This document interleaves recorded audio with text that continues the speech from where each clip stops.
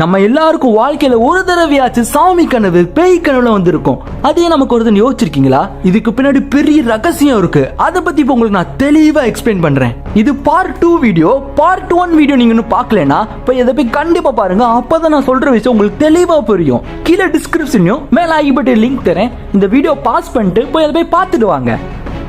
நீங்க அதை பார்த்துருப்பீங்கன்னு நம்புறேன். இப்போ வீடியோவை ஃபுல் ஸ்கிரீன்ல போட்டு ரிலாக்ஸா பாருங்க.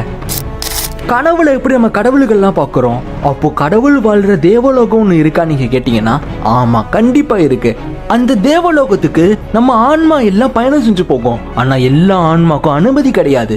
எந்த ஒரு ஆன்மா உண்மையான பக்தியும் அன்பும் தூய மனசு கொண்டு இருக்கோ அந்த ஆன்மாக்கு மட்டும்தான் தெய்வ தரிசனம் கிடைக்கும். நான் லக்ஷ்மி மாவை கனவுல பார்த்திருக்கேன்.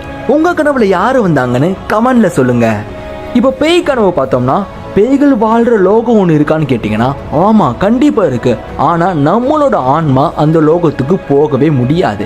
அப்ப எப்படா பேயெல்லாம் கனவுல வருதுன்னு கேட்டீங்கன்னா, இப்போ நான் தெளிவா சொல்றேன், நோட் பண்ணிக்கோங்க. நான் ஆரம்பத்திலே சொல்லியிருந்தேன், நம்மளோட ஆன்மா வேற ஒரு உலகத்துக்கோ இல்லை எதிர்காலத்துக்கோ பயணம் செஞ்சு போய்கிட்டு இருக்கோம். அப்ப நம்ம இந்த மனுஷ உடலுக்கும் நம்ம ஆன்மாக்கும் ஒரு ப்ளூடூத் கனெக்ஷன் மாதிரி ஒரு கனெக்ஷன் இருக்குன்னு சொல்லியிருந்தேன்.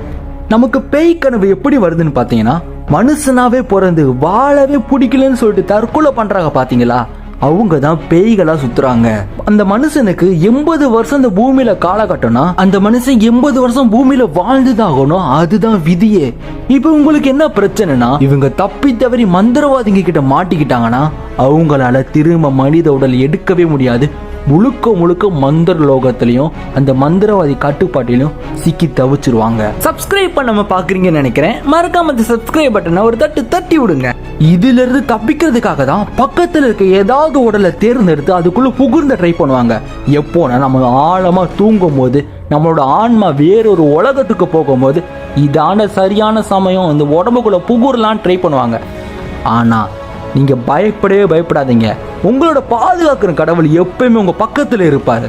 அதான் நீங்க எந்த ஒரு உலகத்துல இருந்தாலுமே ஒரு செகண்ட்ல டக்குன்னு உங்க பாடியில வந்து சேர்ந்துடுறீங்க. அந்த போர்ஸை தாங்க முடியாம தான் நம்ம அம்மான அலறி அடிச்சுட்டு எந்திக்கிறோம். இந்த விஷயத்தை எப்பயுமே ஞாபகம் வச்சுக்கோங்க. அந்த பேய்களால உங்க உடலை எடுக்கவே முடியாது. உங்களை பாதுகாக்கிற கடவுள் எப்பயுமே உங்களை ப்ரொடெக்ட் பண்ணிக்கிட்டே தான் இருப்பாரு. சோ நீங்க பயப்படவே பயப்படாதீங்க. இப்போ உங்களுக்கு இந்த கனவுலாம் எப்படி வருதுன்னு தெளிவா புரிஞ்சிருப்பீங்கன்னு நம்புறேன். உங்களுக்கு ஏதாவது கேள்விகள் இருந்துச்சுன்னா கமெண்ட் செக்ஷன்ல கேளுங்க. கண்டிப்பா நான் ரிப்ளை பண்றேன். மறக்காம நம்ம சேனலை சப்ஸ்கிரைப் பண்ணிருங்க. உங்களை நெக்ஸ்ட் வீடியோல பாக்குறேன். Bye bye.